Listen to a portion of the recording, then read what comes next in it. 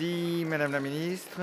Nous en venons à la discussion générale et la parole est à Monsieur Stéphane Demilly pour le groupe UDI, Agir et Indépendants et pour 10 minutes.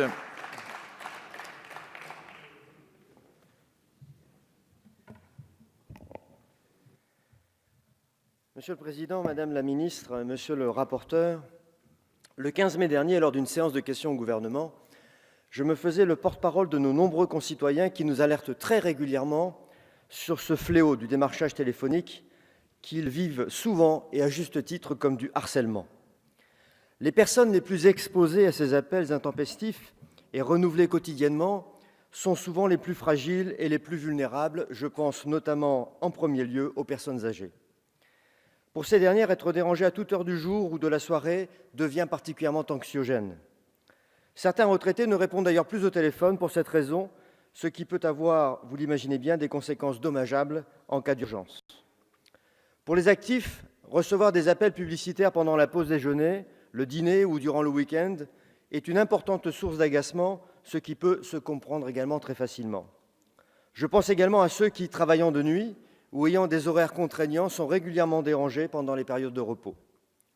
Si le législateur a bien pris la mesure du problème, les dispositifs actuellement en vigueur sont largement insuffisants. En 2014, la loi consommation, dite loi Hamon, a ouvert le champ à un service dénommé Blocktel, qui a donc été effectivement lancé le 1er juin 2016. Il s'agit d'une liste d'opposition téléphonique qui a pour but de freiner le démarchage non désiré.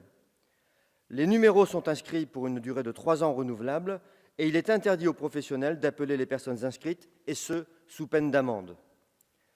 Le service est géré par la société Oppostel, désignée dans le cadre d'une délégation de service public qui court jusqu'en 2021.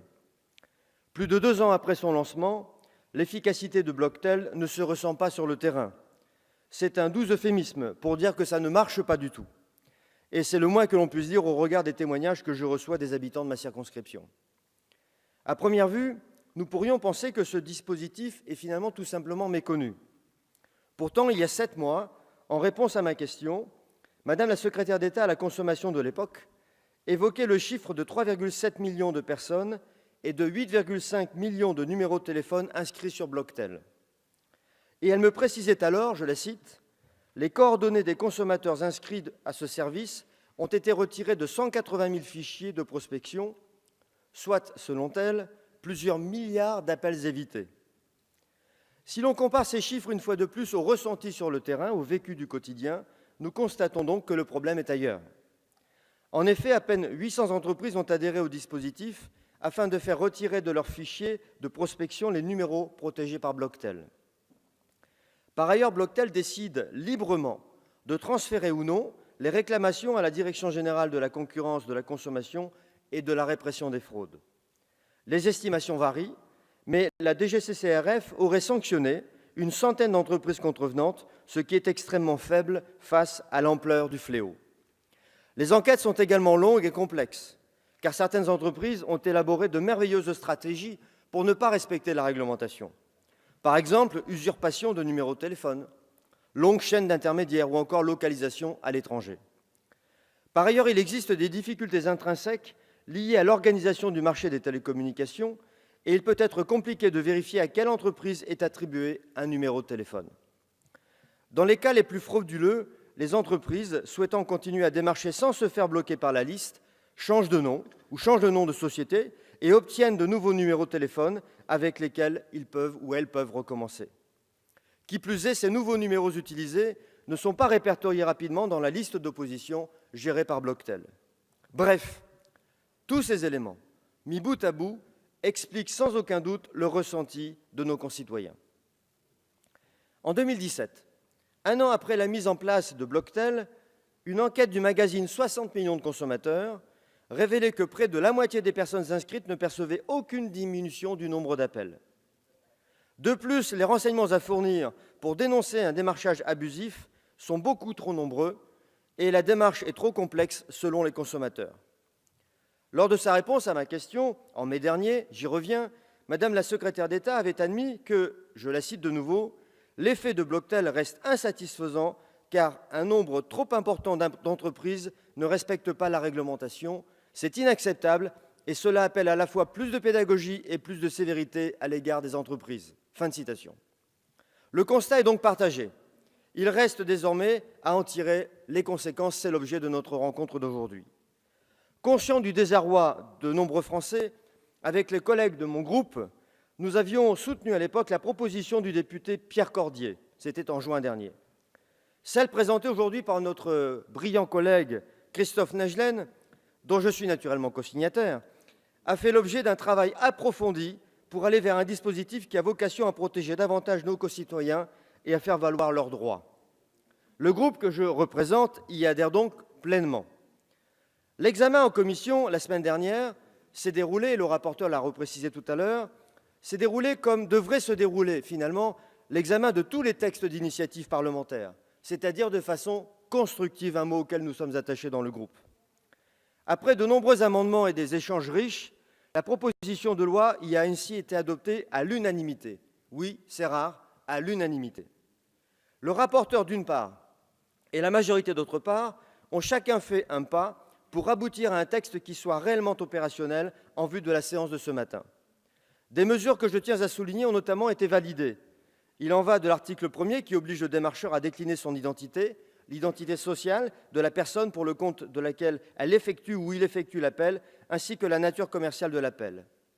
L'article 1 bis, ajouté en commission, qui oblige les entreprises de démarchage à s'assurer de la conformité de leurs fichiers de prospection avec la liste Blocktel, mais aussi l'article 8, également ajouté en commission, qui met en place le name and shame, que vous avez rappelé tout à l'heure, c'est-à-dire la publication des sanctions de la DGCCRF et les noms des entreprises fautives. Une fois en vigueur, il faudra s'assurer de l'effectivité de ces mesures et donc prévoir un contrôle et une remontée d'informations régulières à la répression des fraudes, qui doit être dotée de moyens suffisants pour pouvoir agir en conséquence. D'autres mesures de cette proposition de loi semblent également faire consensus dans le sens d'une amélioration de Blocktel.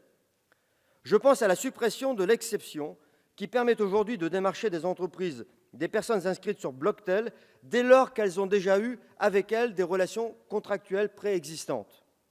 Je pense aussi au durcissement des sanctions administratives en cas d'appel malgré l'inscription sur Blocktel. Pour autant, Madame la Ministre et Monsieur le rapporteur, à titre personnel, je regrette que le système d'opt-in n'ait pas été retenu. Pas de démarchage sans consentement exprès. Et je le regrette vraiment, car c'était le plus simple, c'était le plus lisible, le plus visible, le plus facile. S'inscrire pour donner son accord au démarchage téléphonique ou se désinscrire à souhait. Néanmoins, cette proposition de loi d'aujourd'hui a le mérite de se concentrer sur plusieurs mesures opérationnelles concrètes, telles que le renforcement des protections pour les consommateurs, l'aggravation des sanctions, la lutte contre les appels frauduleux ou encore l'encadrement des pratiques des entreprises de démarchage et des opérateurs téléphoniques. Des sanctions très conséquentes devront être prises en cas de non-respect de ces nouvelles obligations. À ce titre, je forme le vœu que cette plus grande fermeté dissuadera en amont certaines entreprises malveillantes. Les sanctions déjà renforcées dans la version initiale de la proposition de loi ont d'ailleurs encore été élargies lors de l'examen en commission et je ne peux que le saluer. De la même façon, l'usage d'automates, et le rapporteur en a parlé, visant à vérifier la bonne attribution des numéros ou la présence au domicile des consommateurs avant de déclencher un appel réel, sera interdite. Ce que nous dénonçons ici, mes chers collègues, ce sont bien les techniques de démarchage à grande échelle. Ce sont ces techniques qui suscitent d'ailleurs le plus de litiges de consommation, les victimes donnant parfois leur accord à des abonnements ou à des achats en étant soumis à une forme de pression. Pour toutes ces raisons, notre groupe adhère pleinement à cette proposition de loi qui répond à la problématique actuelle, protéger davantage nos concitoyens et être efficace sur le long terme. Les réponses obtenues à nos questions écrites et à nos questions orales au gouvernement montrent d'ailleurs que l'exécutif a pris conscience que la situation actuelle n'est vraiment pas satisfaisante. Nos débats ont montré, et devraient continuer à montrer, que le Parlement souhaite faire bouger les choses sur ce sujet dans le cadre d'un travail constructif, une fois de plus, avec l'ensemble des groupes politiques de notre Assemblée. Nous avons ici, mes chers collègues, une opportunité proposée par le groupe UDI, Agir et Indépendants de faire évoluer un dispositif qui, de l'aveu de tous, a échoué. Alors, mes chers collègues, je vous invite à saisir cette belle occasion qui nous est donnée, et j'en suis sûr, vos concitoyens vous en remercieront. Merci, mon cher collègue.